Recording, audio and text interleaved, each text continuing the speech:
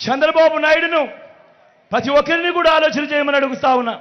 ఇదే దత్తపుత్రుడి గురించి మాట్లాడుతూ మహిళలు ఈయన నమ్మే పరిస్థితి ఉంటుందా అని అడుగుతా ఉన్నా. నా అక్క చెల్లెమ్మలు ఈ దత్తపుత్రుడిని నమ్మే పరిస్థితి ఉంటుందా అని చెప్పి నేను మిమ్మల్ని అడుగుతా ఉన్నా. 5 ఏళ్లకు ఒకసారి కారులు మార్చినట్టుగా భార్యలను మార్చే ఈ మనిషి గురించి అందరూ ఆలోచన చేయమని కోరుతా ఉన్నా.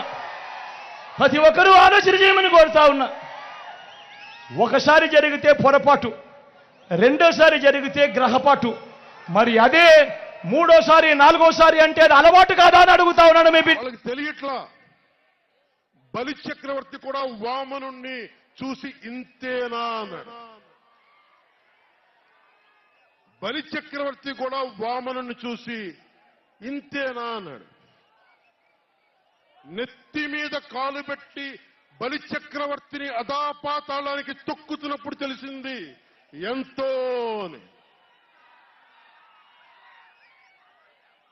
ఇంతింతై వటుడింతై నభో వీధిపై నంతై తోయిద మండలాగ్రమణకంతై వామనవతారాన్ని చూపిస్తుంది జనసేన. జగన్ గుర్తుపెట్టుకో, అధాపాతాళానికి తొక్కకపోతే నా పేరు పవన్ కళ్యాణే కాదు, మా పార్టీ జనసేనే కాదు, మర్చిపోకో.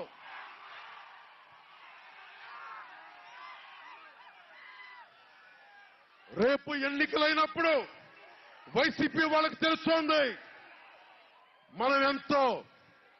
నెత్తి మీద కాలేసి తొక్కుతాం కదా, అప్పుడు అర్థమవుతుంది నేనేంటో.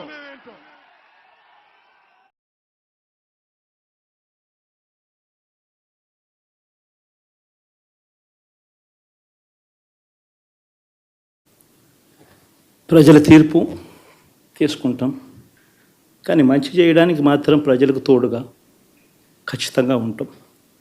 వాయిస్ ఆఫ్ ది వాయిస్లెస్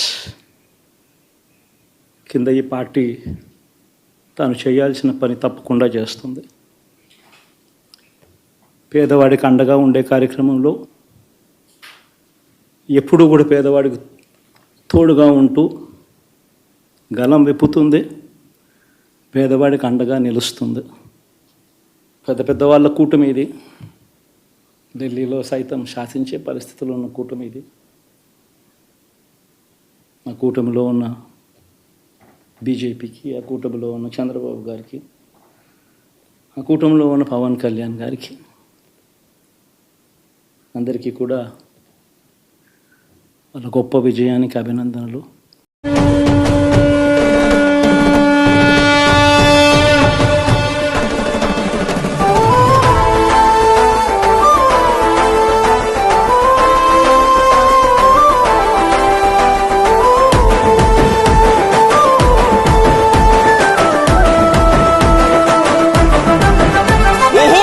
గాంధించింది చల్ ఎత్తి పిడికిలి, పగోడు పర్రారయ్యద పవనన్నోలికిడి. రాష్ట్రాన్ని చేసినారు నిలువెత్తు దోపిడి, నమ్ముంటే కాసుకొండిర జనసేన తాకిడి.